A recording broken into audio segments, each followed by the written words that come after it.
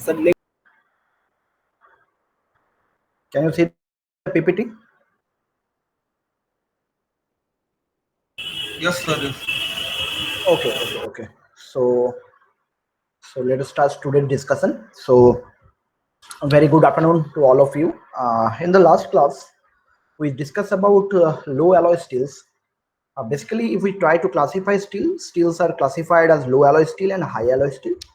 Okay. In the last class, we discussed about the low alloy steel, that is further classified as low carbon steel, medium carbon steel, and high carbon steel. And this low alloy steel, this classification of this low alloy steel is based on the percentage of carbon, because in case of low alloy steel, the main alloying element is carbon, and that deciding that that decides the actual outcome or properties of low alloy steels. Okay, so low alloy steels are further classified as low carbon steels, medium carbon steel, and high carbon steels. And we already discussed about the percentage of carbon in low carbon steel, medium carbon steel, and high carbon steel. And today we'll discuss about high alloy steel. uh, the high alloy steel is further classified as stainless steel and tool steel. And this classification is based on percentage of chromium. This classification is on the basis of percentage of chromium used for alloying. Okay, so for stainless steel, chromium percentage is higher than 11%. If chromium percentage is higher than 11%, then that high alloy steel is called or termed as stainless steel. If it is not, then that is termed as tool steel. Okay, so it is already discussed that steels, especially the low alloy steels, do not possess good corrosion resistance property, and hence rusting is a major problem with steel. Okay, that reduces the lifespan or service life of any product or any component that is made up of low alloy steel. This problem can be solved by either coating, sacrificial protection, and alloying. Okay, so in the last class we also discussed about the alloying. That is a very exciting topic, or that is a basically very exciting gift from metallurgy or materials engineer. So alloying, that also termed as solution, is a mixture of two or more elements, and one must be metallic element, and the mixing should be homogeneous or at atomical level. Okay, so if we try to define the term alloy or alloying, it means the mixing of two or more elements, and among these elements, one must be metallic element. Okay, and the mixing, that mixing should be homogeneous or at atomic level. Okay, so after mixing, that will remain in as a single phase, not multiple phases. So that can only be possible if the mixing is occurred at atomic level or mixing is homogeneous in nature. Okay, so we also discuss about different type of alloying conditions like interstitial, substitutional, and mixer of those. And we also discuss about the typical examples of this type of alloying. Okay, now coming to the stainless steel. This is the first subgroup of high alloy steel. So stainless steel is known for its stainless. What do you mean by stainless? Stainless means corrosion resistance property or corrosion less. So stainless steel is known for its stainless or corrosion resistance property, and it is a alloy. It is a alloy where ferrum is base metal. Obviously, it is a iron based alloy, and other alloying elements are chromium and nickel beside carbon. Okay, so it contains near about at least 11% of chromium and exhibit extraordinary corrosion resistance. How or why? Because owing to the formation of a very thin layer of Cr2O3 on surface. This Cr2O3 protects the surface from being further removed or being further corroded by either oxygen or in the presence of water. Okay, so a thin layer is there of Cr2O3 that protects the stainless steel from, or protect the stainless steel from chemical attack or corrosive attack, and improve the corrosion resistance property. So stainless steel is known for its corrosion resistance property. Okay, stainless steel retains better mechanical properties than regular steel.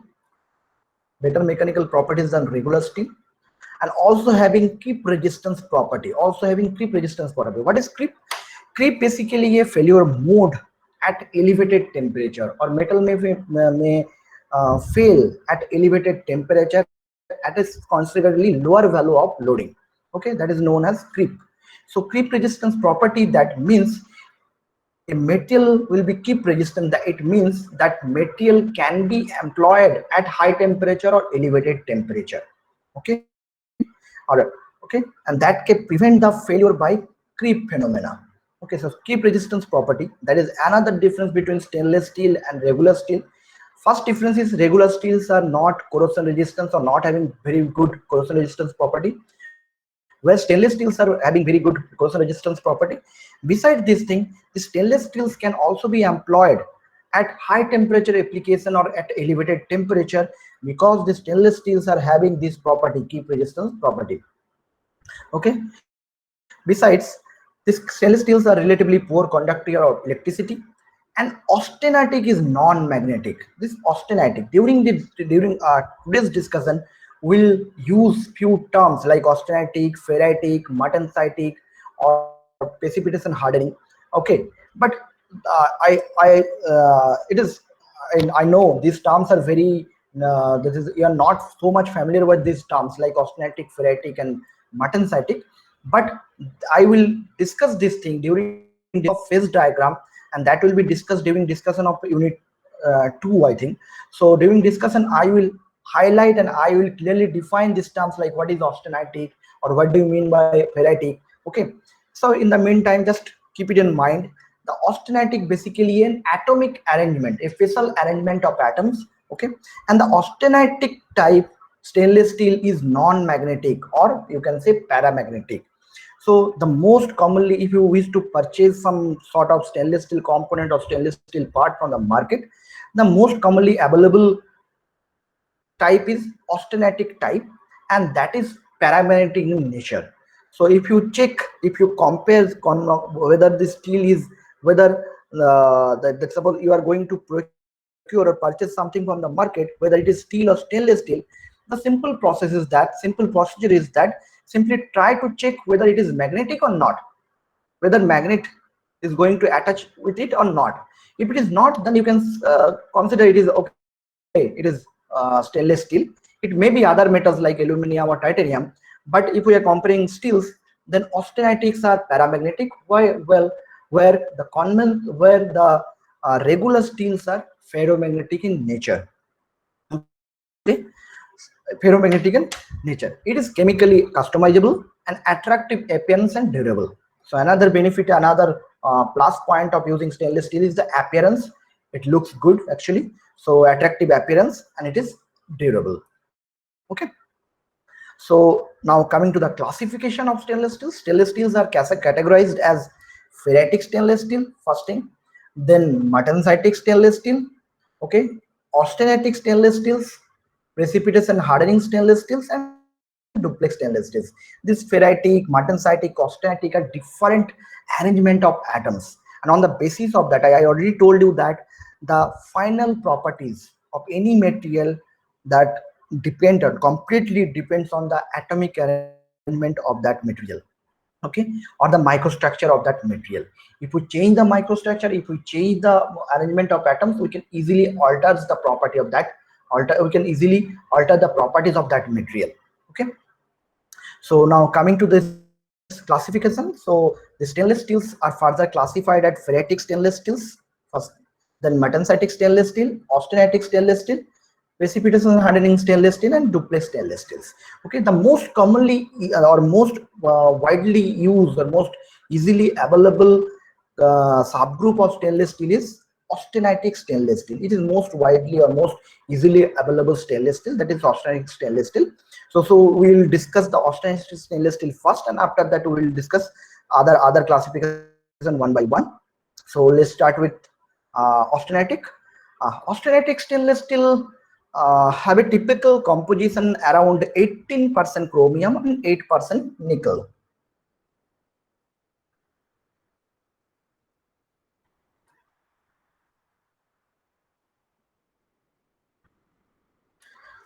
So austenitic stainless steel have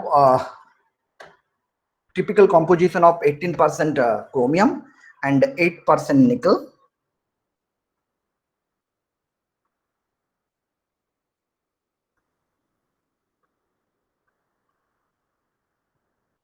Okay, and owing to this, and the most this is most corrosion resistance version of stainless steel. Owing to this composition, this 18% chromium and 8% nickel, it is also termed as it is on the market is also known as 18-8 steel. So this is another trade name of this stainless steel or austenitic stainless steel, that 18-8 steels.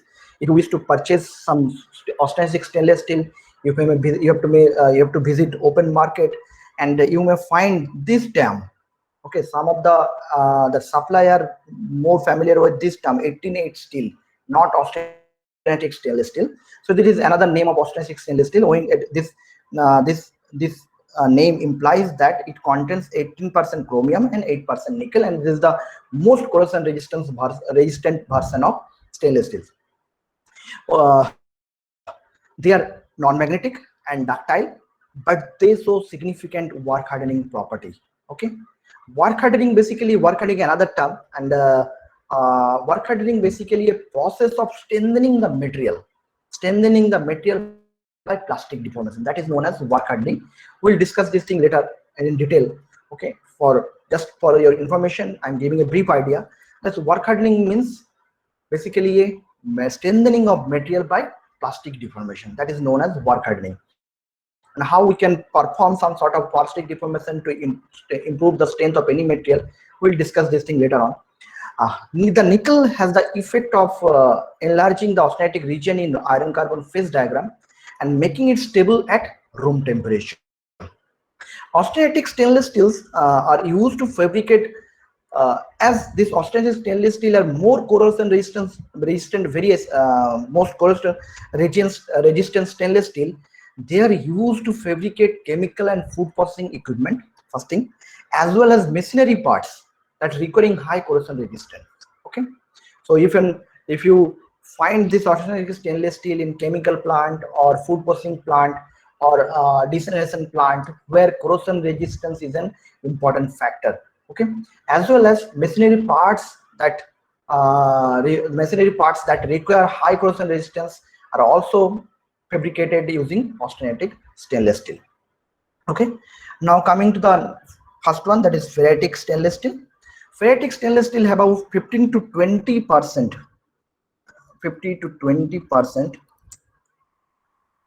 chromium, low carbon, and no nickel. So this is about ferritic stainless steel, that is contains 15 to 20% chromium, low carbon, and no nickel, and these provide ferrite phase as room temperature. Ferritic stainless steels are magnetic and are less ductile and corrosion resistant than austenitic. Okay, these austenitic are non-magnetic or paramagnetic, while these ferritic are ferromagnetic, or you can say magnetic, but they are less ductile and less corrosion resistance than austenitic stainless steels. Okay, parts made from ferritic stainless steel are used as kitchen utensils or at jet engine components. Okay, so these ferritic stainless steels are also having a wide range of applications. It starts from kitchen utensils or household utensils to jet engine components. Okay, now coming to the next one, that is martensitic stainless steel. Martensitic stainless steels have higher carbon content than ferritic stainless steel, and thus permitting them to be strengthened by heat treatment process. Okay, so heat treatment basically a process where we heat up the material, and then after that we have to solidify material, or we have to cool down that material at different rate to alter the properties. And the final property of any material depends on the rate of cooling or solidification rate or cooling rate in case of heat treatment process. Okay, so this heat treatment process is useful, is very much useful or very much applicable where in mainly in steels where carbon percentage is on the higher side. Okay, so if we consider low alloy steel, in case of low alloy steel, three type of low alloy steels are there, like low carbon steel, medium carbon steel, and high carbon steel. Okay, in case of low carbon steel, the carbon percentage is less, and therefore the low carbon steels are not good responsive to heat treatment process. So altering the property by heat treatment process in case of low carbon steel is difficult. Where high carbon steel is having higher value of carbon percentage and they are very good responsive to heat treatment process, we can easily alter the properties of high carbon steel by following or by employing heat treatment processes. Okay. In case of martensitic stainless steel that have higher carbon percentage or higher carbon content than ferritic or austenitic stainless steel, and therefore they can be, the properties of martensitic stainless steel can be altered, or that the strength can be improved by heat treatment process easily. Okay, they have as much as 18% chromium but no nickel, no nickel. Okay, no nickel. So they are strong. Okay, and as having a higher value of carbon percentage, if we increase the carbon in a steel ferrum, it will improve the strength, it will improve the hardness, but obviously at the expenses of ductility. So these martensitic stainless steels are strong, hard, and fatigue resistant, but not generally as corrosion resistant as other two groups. Okay, like austenitic ferritic, they are not that much, they are not having that much corrosion resistance property. Okay, and the typical products are cutlery. So cooking utensil or cutlery are generally made of martensitic stainless steels. Now coming to the next one, that is precipitation hardening stainless steel. This term precipitation hardening, I know this is another new term for you guys. So precipitation hardening is basically another, this is another method or another procedure to improve the strength of any material. Okay, like work hardening, it's strengthening the material by plastic deformation. Similarly, precipitation hardening is another method for strengthening the material. Okay, so we'll discuss this thing in later on in detail, but till that, just keep it in mind, this is a method to improve the strength or to strengthening the material. Okay, this precipitation hardening stainless steel composition is 17% chromium and 7%, near about 7% nickel.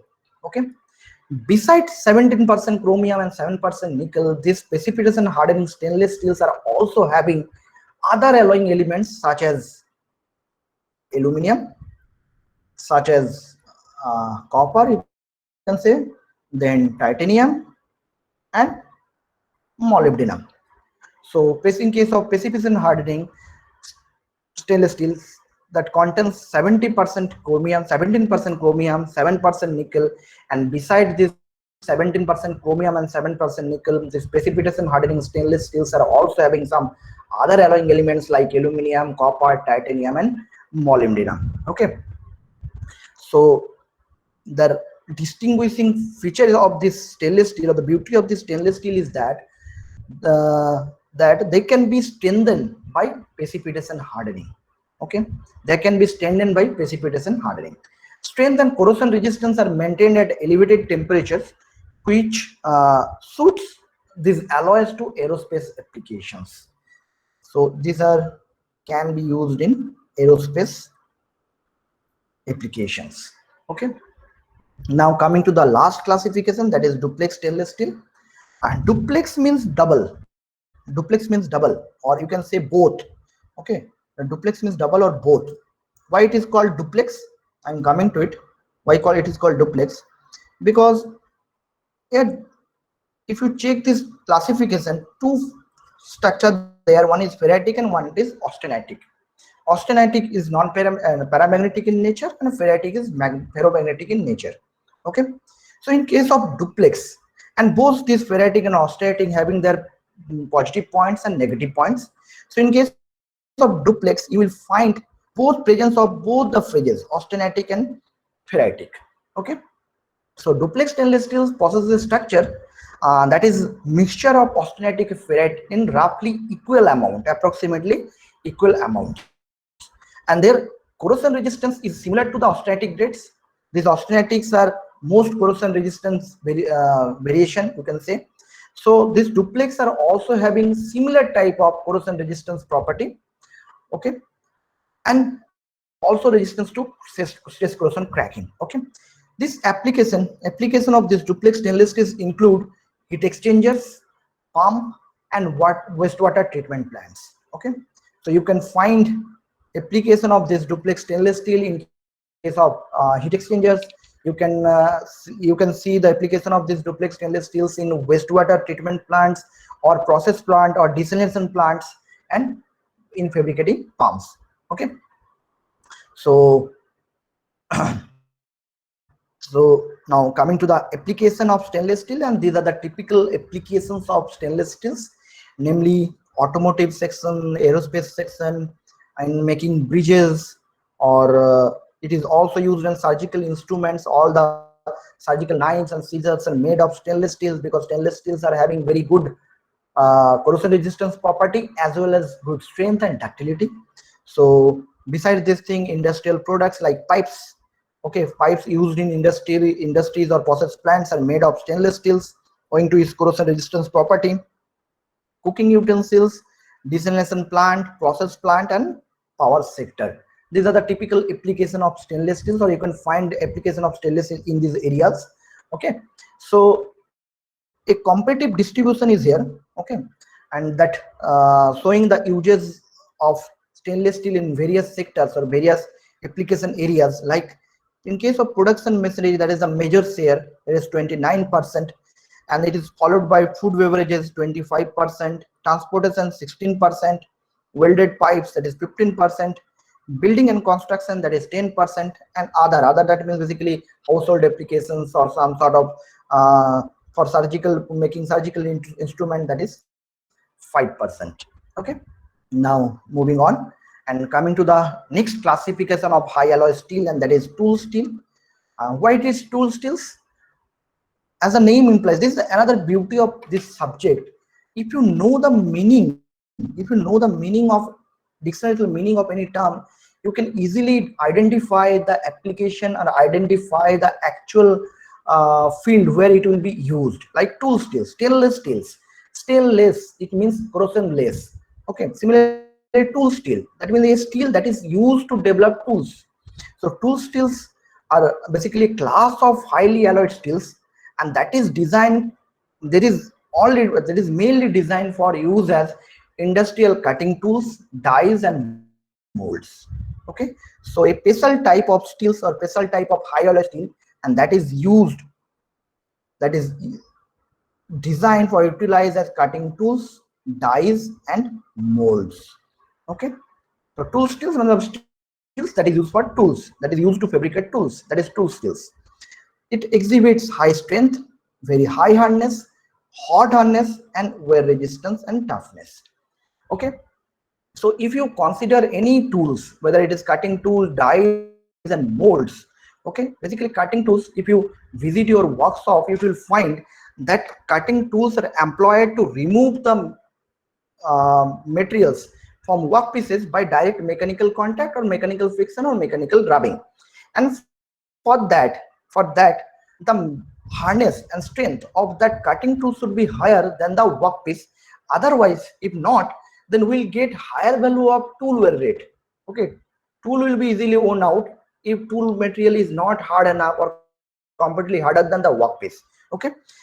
So these are the basic criteria, basic properties, or basic requirement for any tool or any mold or any dies. Like high strength tool, cutting tools, dies, and molds should be of, must have high strength, must have high hardness, otherwise it will be plastically deformed during the operation in place of workpiece, okay. Hot hardness, what is hot hardness? Hot hardness is basically a property that is retaining the hardness property at high temperature, that means hot hardness, okay. Now that means retaining the hardness property at hot condition or at high temperature or elevated temperature. So if we consider cutting tools, during the cutting process, during the cutting action, the tools come into contact of workpiece, and a relative motion is there in between cutting tool and workpiece, and as a result some type of mechanical friction or mechanical rubbing will be occurred. owing to that mechanical friction and mechanical rubbing, that a high amount of heat energy will be developed at the machining zone or cutting zone. Okay, so therefore at that temperature, that high temperature, this cutting tool must maintain the hardness, and that property is known as hot hardness. Okay, beside this thing, that's this tool steel also having wear resistance property. Wear resistance, basically wear is another form of plastic deformation, so it is more or less related to this term hardness. And next one is toughness. What is toughness? Toughness basically the ability of a material to absorb the energy or amount of energy a material can absorb before failure. Okay, and this toughness is very important, is a very important factor. It's a very important factor where the component is subjected to impact loading or sudden loading. For example, suppose a platform is there. Okay,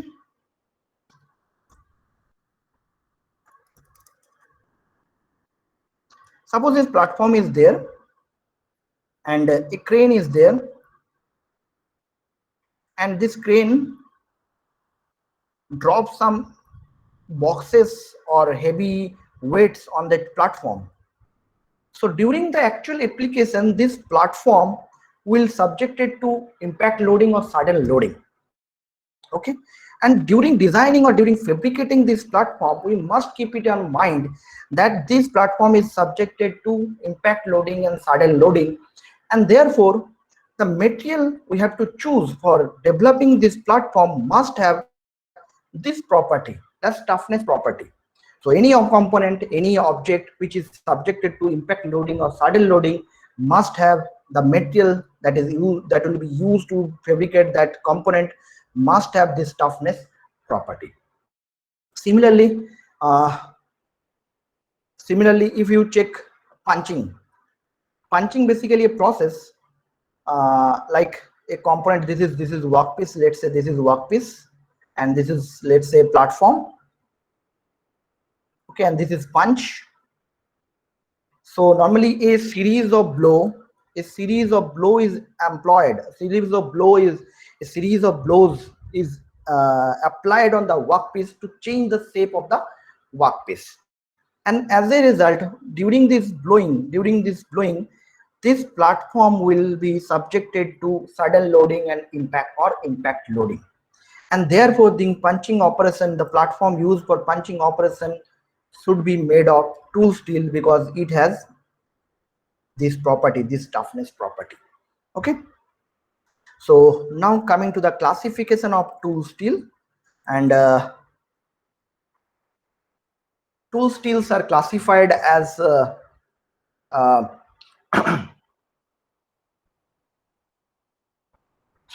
so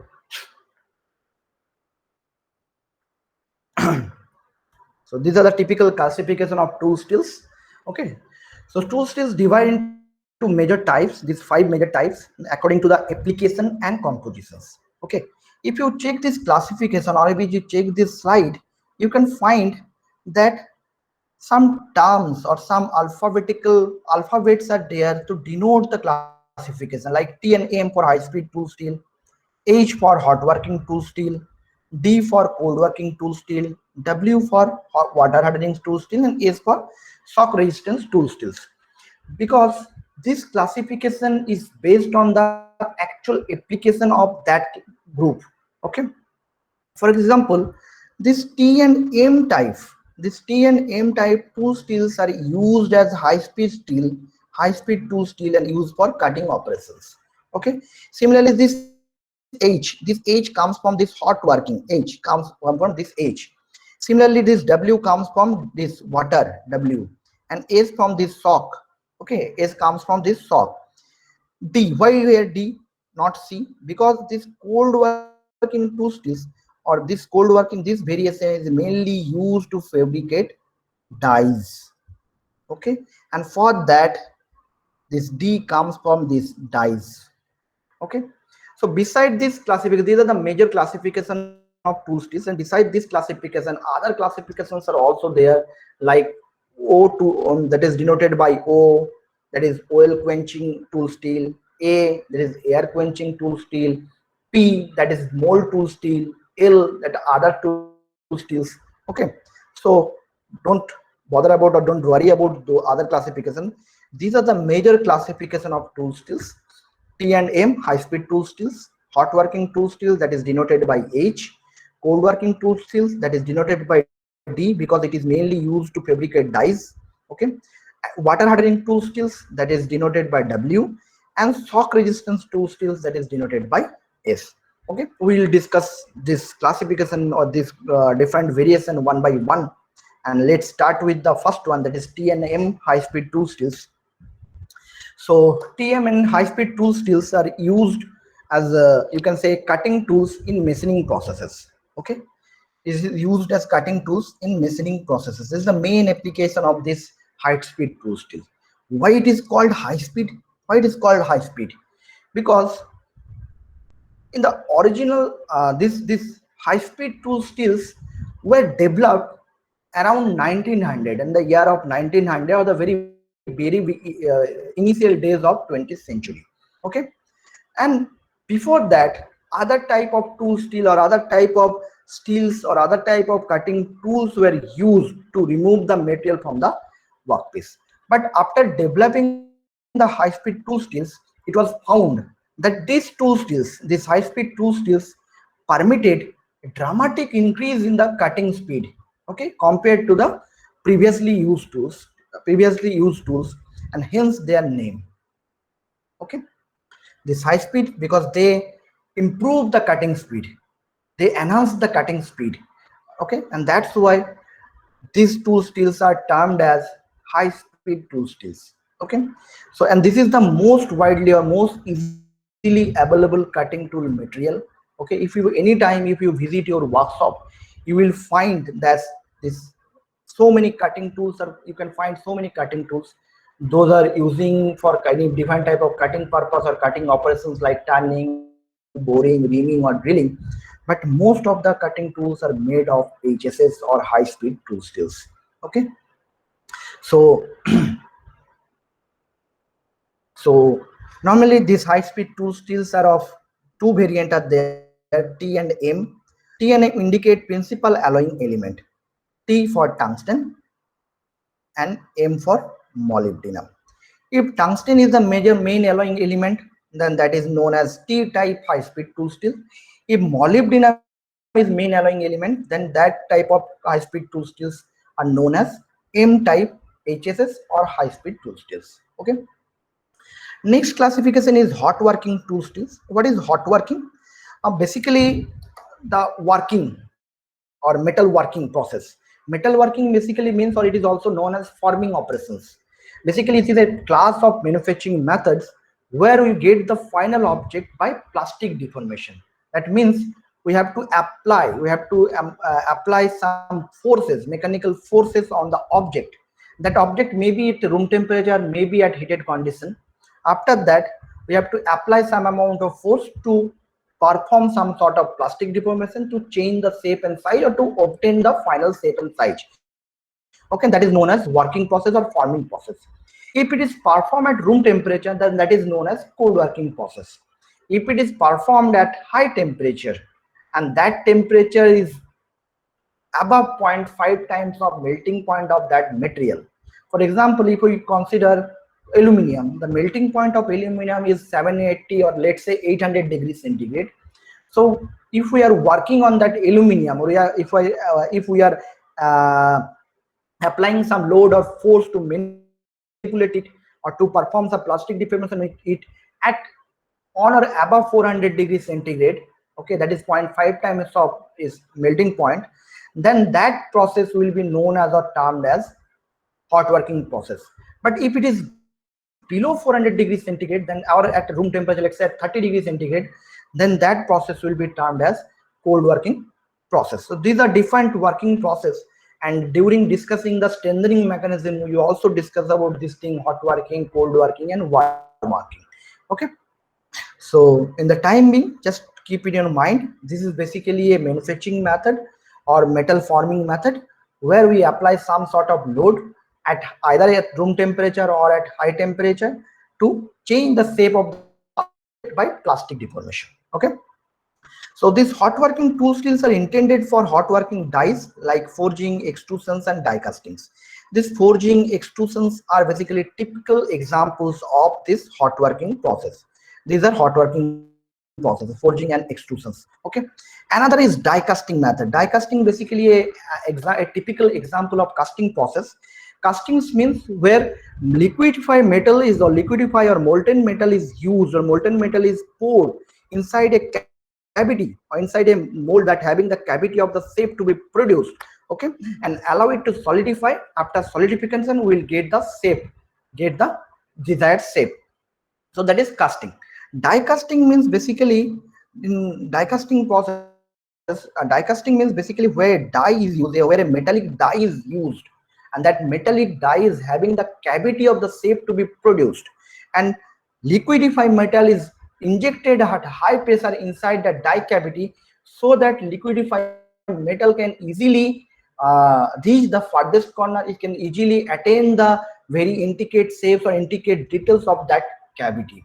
Okay, so this die cutting, the example is, I know that you are very much well about, I know you are familiar with those computer or software games like PUBG or Project IGI or Counter Strike. So during your leisure or when you are busy with this type of games, you may find that during before throwing the hand grenade, it is it is actual practice that you have to remove the pin. Okay, you have to remove the pin. After removing the pin, you have to throw it. Okay, that cap where the pin is attached, that cap is made of, or that cap is fabricated or manufactured through this process, this die casting process.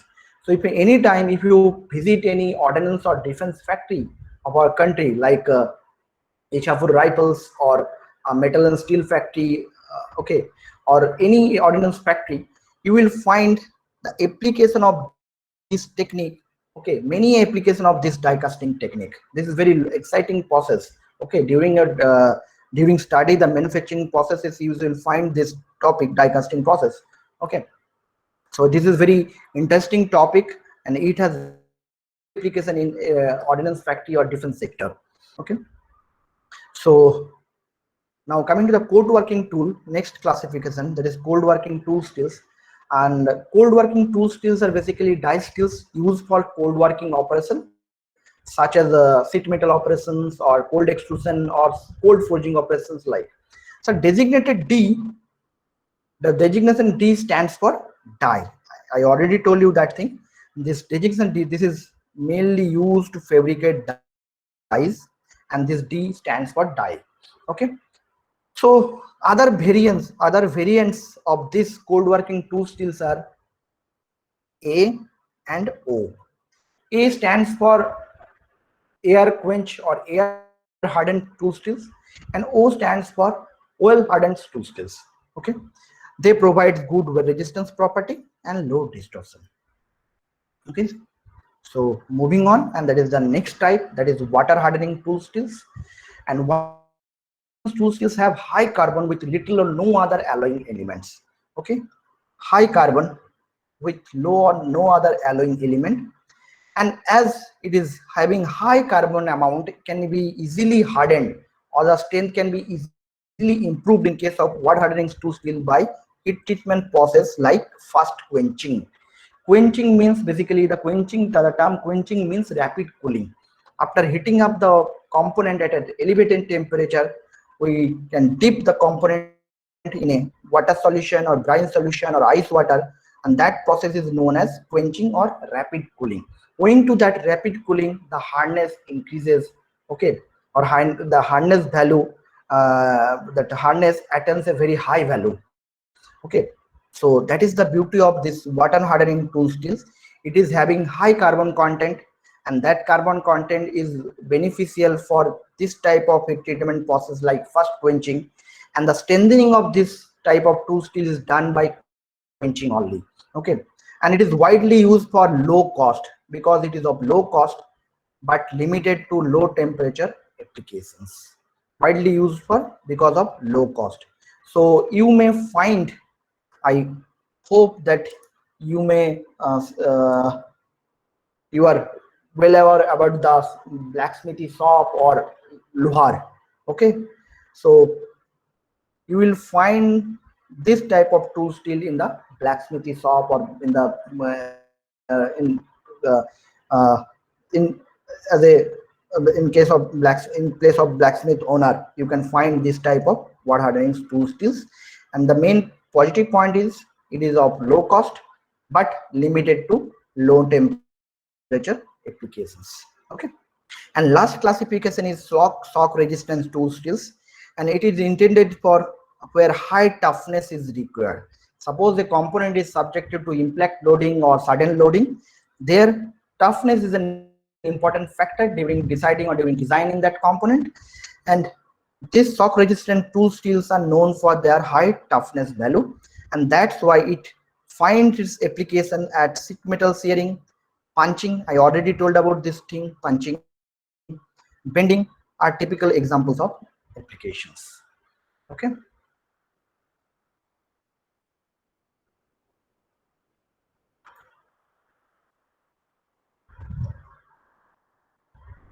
So moving on, and here you can find a table or complete chart of different type of tool stills and their designations like T, N, H, D, A, O, W, S, P, and L. Okay, they are chemical analysis or chemical compositions. Okay, if you check this T and M are very common term you may find. This is the very common question you may find during your interview and during your MCQ type exams. T and M, these are two variants of high speed tool stills. Okay, in case of T type, the major alloying element is tungsten. Okay, molybdenum is 0, no molybdenum. But in case of M type, the molybdenum percentage is 5% and tungsten reduces to 6%. Okay, so T means where this is the main alloying element or main deciding factor, where M, this is the main deciding factor. So it is known for its hardness. Okay, if we are looking for very high hardness value, we'll go for T type T type high speed tool stills. If we are also looking for, beside hardness, we are also looking for some sort of ductility, we'll go for this M type. So moving on, and now we are going to discuss about cast iron. So ferrous alloys, still now we are discussing the ferrous alloys, and the maximum affinity of carbon in case of ferrous alloys or ferrous metal is 6.67%. So if the carbon content is more than 2%, okay, then that is called as, or that material is called, that type of steel, that type of ferrous alloys or metals are called as cast iron. If it is below 2% or up to 2%, then steels. So up to 2% carbon content, that is steels, that is steel. Above 2% up to 6.67%, that is cast iron. Although the maximum affinity is 6.67%, the practical limit is normally between 2 to 4% or 4.3%. The practical limit is 2 to 4.3%, because above 4.3% it will be unstable. Okay, so cast iron contains carbon in the range of 2 to 4.5%, and beside carbon, some sort of silicon that ranges up to 1 to 3% is also there. Okay, also there, and owing to this silicon percentage, owing to this presence of this silicon, this cast iron having a very good property, that is low sinkage and good fluidity or flowability property. And owing to this good fluidity or flowability property, this material is widely used in casting. This material is widely used in casting.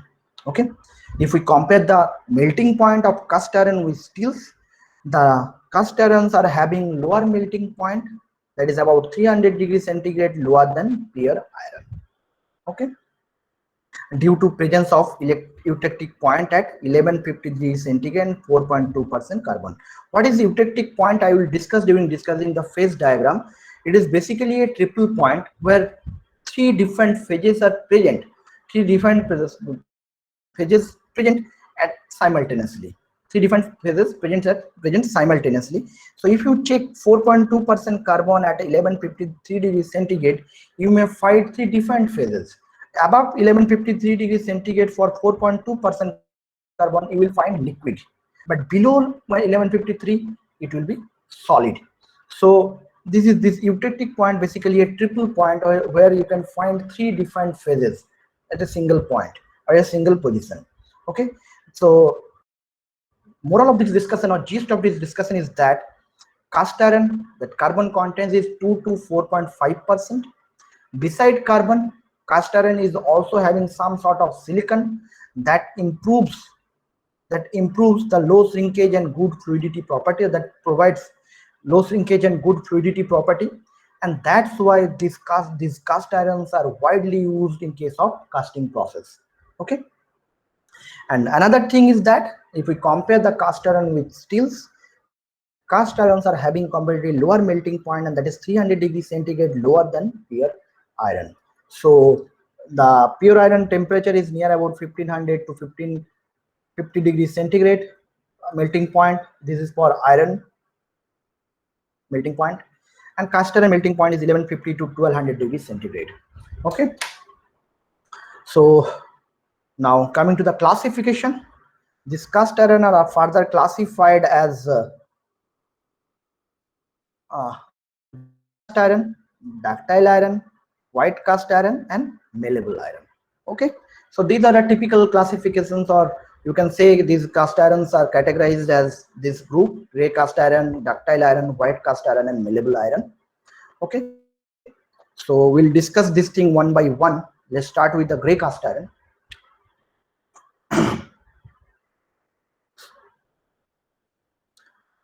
if you check if you check the cast irons under the microscope, uh, you will find, or it can be observed, that the cast irons are essentially cementite and ferrite structure. What is cementite and ferrite? They are also defined form or defined microstructural arrangement of steels or iron carbon diagram. Okay, cementite means basically ferric oxide Fe3C. Okay, so because of the larger percentage of carbon, the amount of cementite is high, and that resulting in very high hardness and brittleness qualities of cast iron. The cementite is basically ferric carbide form, and owing to this cementite is known for its hardness and high strength value. And owing to the larger percentage of the cementite, cast irons are known for their hardness and brittleness quality. If you check the Stetson diagram, if you check the if you try to draw the suppose we are trying to draw the Stetson diagram of cast iron. If you check the Stetson diagram of mild steel, this is strain and this is stress. Okay, so if you try to draw the Stetson diagram of mild steel, it looks like this, and then this. Here is the final fracture. This is elastic point. Okay, this is for mild steel, MS, which is an example of low carbon steel. If you try to draw the Stetson diagram of cast iron, it will look like this. It will be look like this. Fracture occurs here in case of cast iron. So this is elastic region and this is plastic region for mild steel. So if we compare mild steel and cast iron, it will you can easily visualize the thing. The plastic region is higher in case of mild steel, where the value of strength or ultimate strength or maximum strength that can sustain or that can withstand by cast iron is on the higher side or completely higher than mild steel. So cast iron is, and another thing, if you check the Stetson diagram of cast iron, you will find that the plastic region is very low or almost zero. That means this material can easily resist the plastic deformation phenomena, where mild steel can't. Mild steel is having a very significant amount of plastic region, but in case of cast iron, the plastic region is very less. That means the cast iron is having a property that resists the plastic deformation phenomena, and resistance of plastic deformation is termed as hardness. So we can conclude that cast iron is having a better hardness than mild steel. Cast iron is having a better strength value than mild steel, but ductility property is better in case of mild steel, because before failure mild steel experiences a certain amount, a sufficient amount of plastic deformation. Okay, so this hardness and ductility are basically reverse phenomena. If hardness increase, the ductility in hardness can if we wish to increase the hardness, we have to cope up with the ductility value. Ductility value will be reduced. Okay, these are basically reverse phenomena. If we increase hardness, ductility will be automatically reduced. Okay, so cast irons are known for their high strength and high hardness value, and that is for presence of cementite phase, which is one of the strongest atomic arrangement of iron and carbon. Okay, so when this cast iron is slowly cooled from the liquid state, when it is slowly cooled, the cementite decomposes into iron and carbon. Okay, okay, the carbon will come out from the ferric carbide or ferric cementite lattice, okay, in the form of graphite. And this process, the forming of graphite, is called as graphitization. Okay, so cast iron where large percentage of cementite is decomposed by graphitization are called gray cast iron. Gray cast iron. Okay, in gray cast iron, graphite remains in the form of flakes. If you check the microstructure of gray cast iron, you will find this type of lining.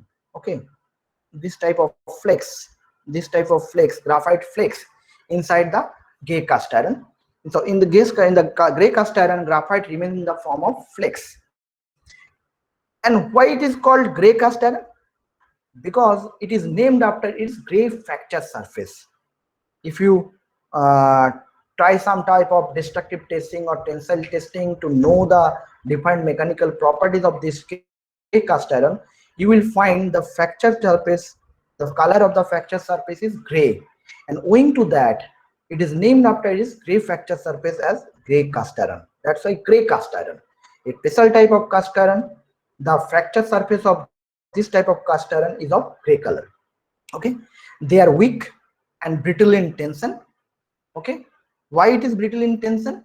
Because this gray cast iron having this type of graphite flakes inside it, and these graphite flakes are having these tips, this type of tips. Okay, and tips are basically, these tips act as stress concentration site.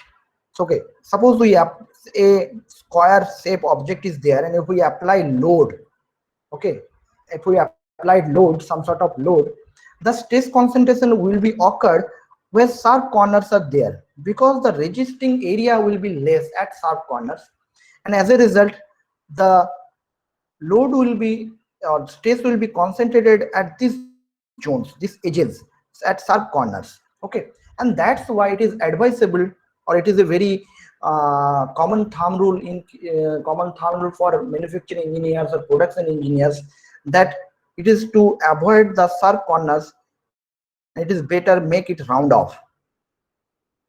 So suppose a component A is there, another component where edges are rounded off,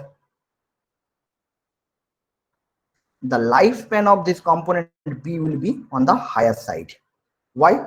No sharp edges are there, where in case of A, sharp edges are there, and these sharp edges act as stress concentration point, and failure may occur from this point only very easily. But here in in part B, these edges are now rounded off, and owing to that no stress concentration point, and as a result the lifespan will be more. Okay, or it will take larger time or larger time period for failure. Okay, so in case of gray cast iron having this graphite flakes which are having this type of tips, and owing to these tips act as stress concentration site, and therefore they are weak and brittle in tension. Okay, besides this thing, the another beauty of gray cast iron is that these graphite flakes are having a property that can absorb the vibration energy. This graphite flakes can absorb the vibration energy, and therefore this gray cast iron has excellent damping capacity and wear resistance property. And owing to this damping resistance property or damping capacity, the gray cast iron are commonly used as fabricating the beds of machine tools. If you check the machine tool beds or like lathe bed or bed of shaper, bed of drilling machine or bed of milling machine, those are fabricated using gray cast iron because they are having very excellent damping capacity. Okay, now moving on. In the previous slide, it is observed that gray cast iron are having graphite flakes, and those graphite flakes are having sharp tips, and those tips act as test concentration point. Owing to that, they are brittle and very weak. So in ductile iron, we add some amount of magnesium and cerium, okay, to gray cast iron to convert the graphite flakes to nodules or spheroids. So in gray cast iron, the type of flakes are there. Owing to the addition of magnesium and cerium, these flakes are converted into nodules or spheroids. Okay, so these nodules or spheroids are not having sharp tips or stress concentration sites, and owing to that, they are stronger and much more ductile than gray iron. No stress concentration point, and that's why they are more ductile than gray iron, as the stress concentration points existing at flake tips are eliminated. Okay, that's why it is also called as ductile iron. It is a special type of gray cast iron, as a variation of gray cast iron, where graphite flakes are converted to nodules or spheroids by addition of magnesium and cerium. Okay, sometimes this ductile iron is also called as nodular or spheroidal cast iron. Okay, owing to the presence of spheroids or nodules, this ductile iron is also termed as spheroidal cast iron or nodular cast iron. Moving on, and next classification, that is white cast iron. White cast iron, in which graphitization has not taken place, all the carbon is in the combined form, that is called white cast iron. Okay, carbon percent, this is the typical composition of white cast iron, and most of the carbon in the form of cementite. Okay, and it is also named after its white fracture surface. If you check the fracture surface, it is of white color. In case of gray cast iron, the fracture surface is of gray color. In case of white cast iron, it is the fracture surface is of white color. Okay, so owing to the presence of cementite, this is very hard and brittle. This is the strongest phase or strongest atomic arrangement in case of iron and carbon composition. Okay, and it is intermediate to produce malleable cast iron. It is intermediate to produce malleable cast iron. So what is malleable cast iron? I'm coming to it. When cast iron are heat treated to separate the carbon out of solution from solution and form graphite segregates. Okay, the resulting metals is called malleable iron. Okay, the new microstructure can possess a substantial ductility. A significance difference, you can say significance difference from the metal out of which it is transformed. Okay, so malleable, that contains, this is a typical composition of malleable cast iron, obtained by heat treating the white iron for a prolonged period, that causes the decomposition of cementate into graphite. Okay, graphites are known for their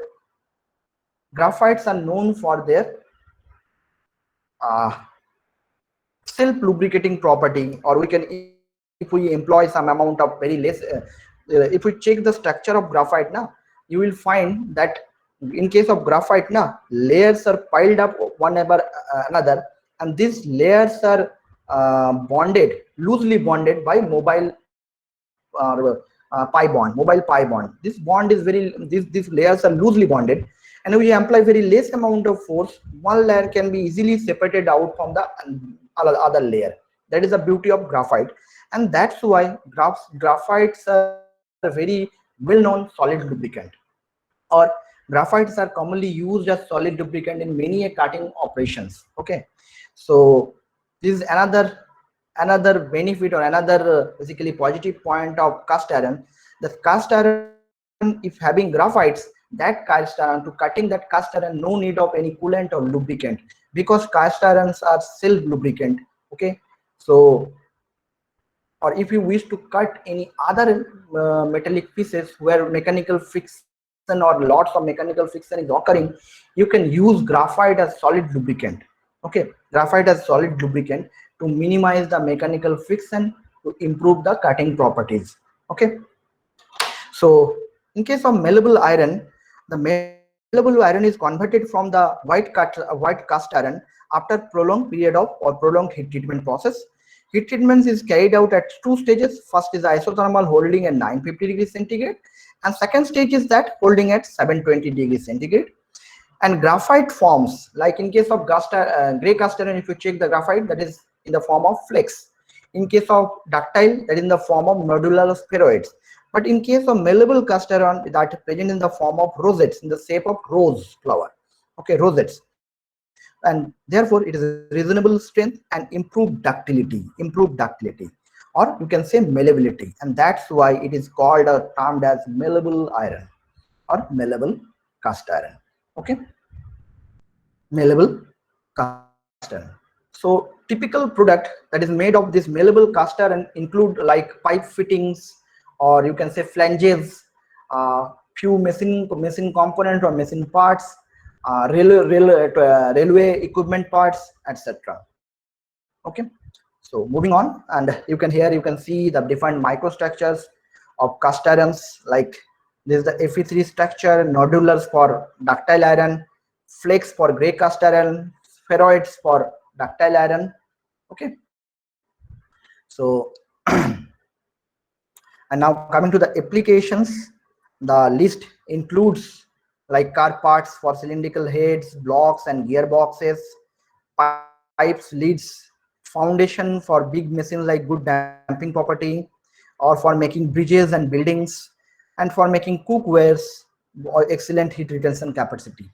Okay,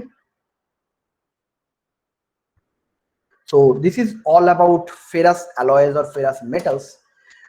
And besides ferrous metals and alloys, another group of metals and alloys are there, which are termed as non-ferrous metals and alloys. Okay, ferrous metals and alloys where main ingredient or main base metal is iron or ferrum. In case of non-ferrous, iron is not the deciding factor or not the main element. Okay, so typical examples are copper alloys or aluminum alloys, magnesium alloys, titanium alloys, or noble metals like silver, gold, or platinum, refractory metals, etc. like niobium, molybdenum, tungsten, tantalum, etc. Okay, so non-ferrous metals are rarely used as structural material as they lack mechanical strength. Okay, so ferrous alloys or metals are having very good mechanical strength, and they are commonly used as structural materials. Non-ferrous are rarely used as structural material because they lack mechanical strength, but non-ferrous metals and alloys used for their unique properties like corrosion resistance property, electrical and thermal conductivity. Although better strength to weight ratio makes these non-ferrous metals and alloys competitive with ferrous metals in moderate to high stress applications. If we consider today's scenario, in the present scenario, alloying is executed to improve the strength of non-ferrous metals to employ them in structural applications. And besides alloying is an option obviously to improve the strength and mechanical properties of non-ferrous metals for using this non-ferrous metal in structural applications. Beside alloying, desired mechanical properties can be obtained by work hardening and edge hardening. This work hardening and edge hardening to another term that is basically process to strengthening the material. Okay, we will discuss this thing in detail. For till date, just keep it in mind, these are different methods to improve the strength or mechanical properties of any material. So normally work hardening and edge hardening process is employed to improve the mechanical properties of non-ferrous metals and alloys. Okay, so normal heat treatment another process or another method to improve or alter the property of material, and that are rarely used for non-ferrous metals. alloys. The amount of heat treatment, how whether the material is responsive to heat treatment process or not, that completely depends on the carbon percentage or amount of carbon presence. Okay, so normal heat treatment process are rarely used in case of non-ferrous alloys. Okay, and the typical examples are highlighted like copper, aluminum, magnesium, titanium, nickel, silver, platinum, gold, molybdenum, niobium, tungsten, tantalum. Okay, so we should start with the first one, that is aluminum. Aluminum is basically a light metal and easily machinable, has wide variety of surface finishes. Main benefit is good electrical and thermal conductivity and high reflective to heat and light. Another beauty of aluminum is that it can be cast, rolled, stamped, drawn, spun, extruded. Any process can be employed on aluminum. That is the advantage of, or most plus point, the main plus point of using aluminum. Besides this thing, it can be riveted, welded, brazed, or resin bonded. Okay. Corrosion resistance, this aluminum is having a very good corrosion resistance property. Okay, and high tungsten to weight ratio. Okay, this aluminum is having very low value of density. What is the density is 2.7. If we consider the iron, it is near about 7.6. So it is very low. You can say the aluminum is having a value of very low dense metal, and owing to that it has high strength to weight ratio. Okay, and beside this thing, another plus point of aluminum is that it can be easily recyclable, and that's why nowadays aluminum is day by day, aluminum is replacing many ferrous metals and alloys in actual applications. Okay, and these are the typical applications of aluminum, like car bodies, flight structures, okay, different parts of automobile, okay, aluminum foil, cooking utensils, electric wire, pressure cooker, aluminum panel, okay, and electric lugs, etc. This aluminum lithium alloy is an example of aluminum alloy that is the lightest among aluminum alloys, and now it is commonly used in case of developing the flight structure. So this is the classification or different alloys of aluminum, and there's a designated 1000 series, 2000 series, 3000 series, 4000 series, 5000 series, 6, 7, and 8000 series.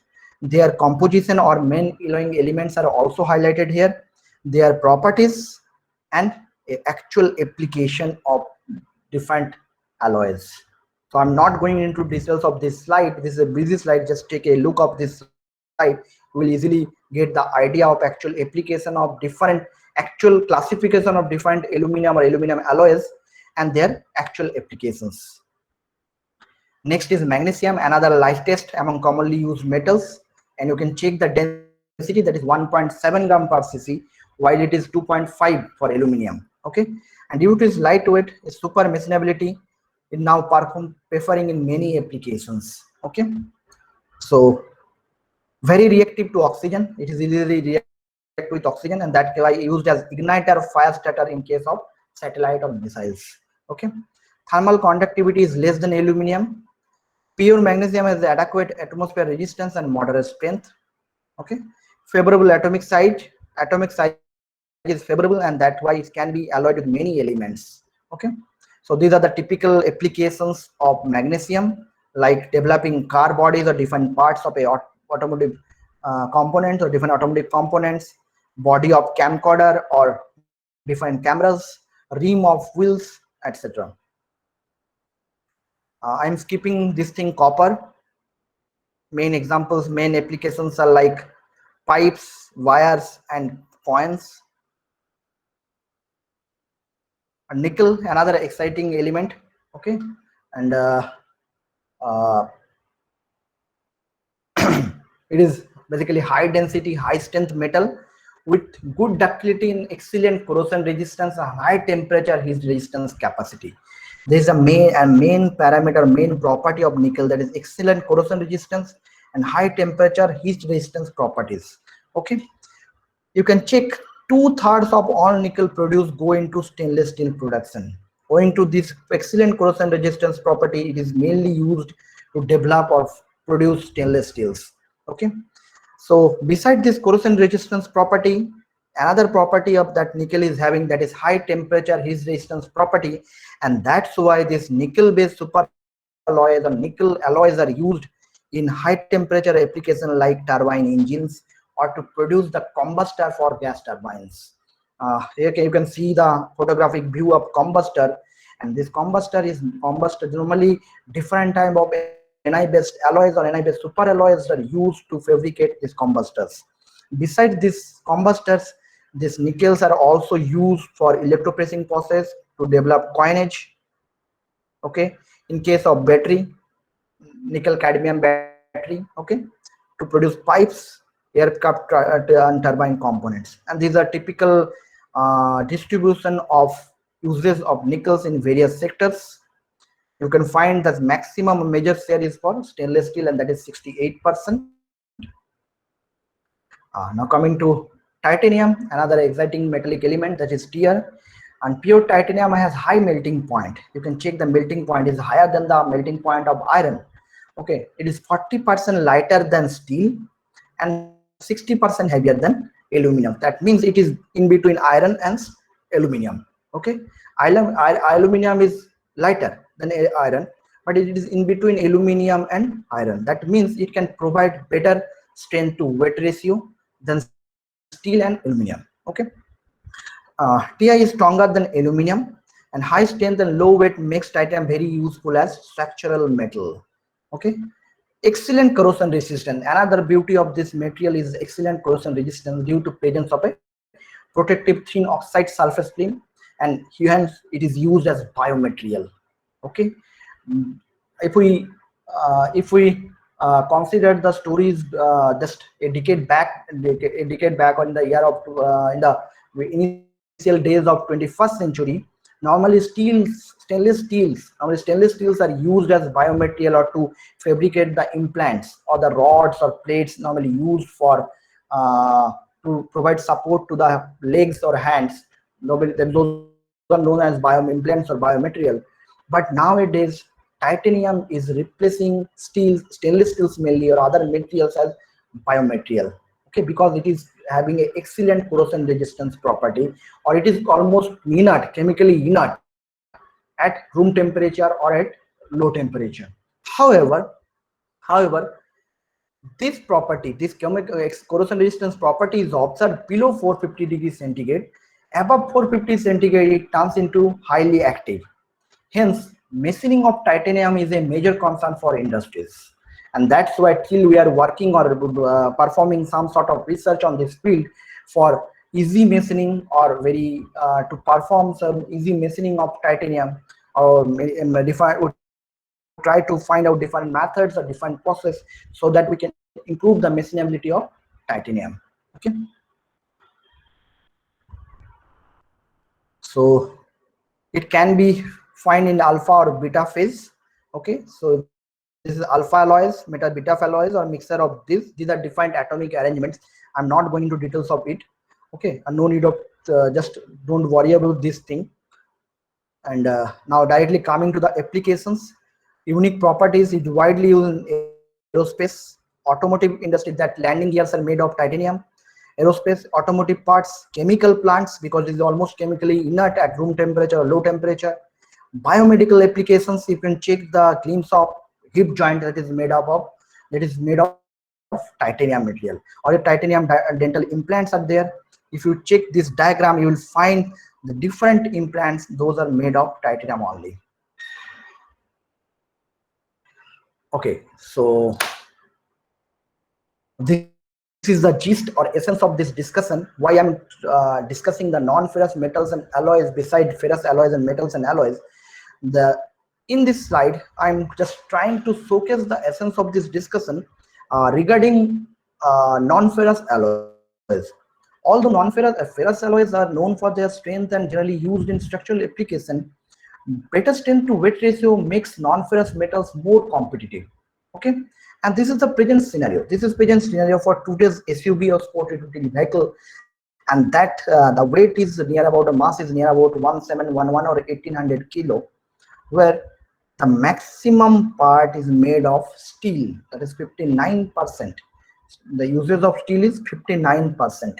Okay, and if we check the tomorrow's SUV where low weight is 1237 kg, the amount of steel is only 30%.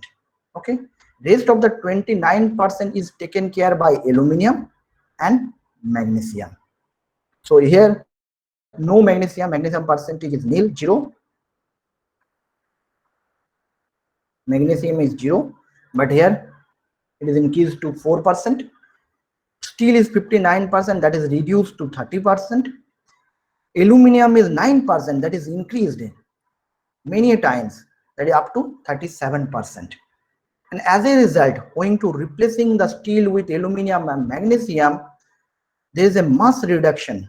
There is a mass reduction of 474 kg. That means 28% of mass reduction can be achieved if we replace the steel with non-ferrous metals and alloys like aluminum and magnesium. And it is very much important if we are considering, if we are try to develop some components or parts where fuel efficiency is a major factor. Okay, so similarly in case of automotive industry, in case of aerospace industry, fuel efficiency is a determining factor or very important factor, and for that the components or parts should be of lightweight. And therefore nowadays it is a recent practice, the steels are replacing by non-ferrous metals like aluminum and magnesium to improve the fuel efficiency of that parts or components. So thank you so much for today's discussion, and this is all about ferrous metals and alloys and non-ferrous metals and alloys. And in the next class we will discuss about other class of materials like ceramics, plastics and composites. Okay, so till now any question, any query, please ask me so that I can solve the issues. Anything, please? Any query, any doubt, anything?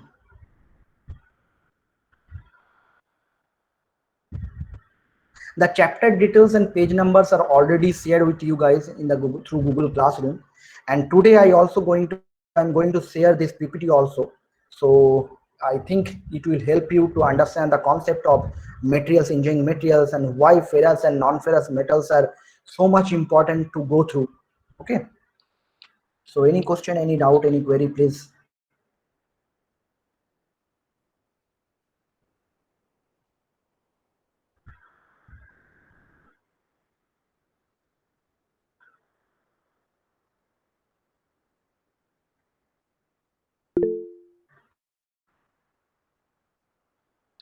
Mr. Santanu Sen. Definitely, I will share by after ending of this class. I will share the PPT to Google.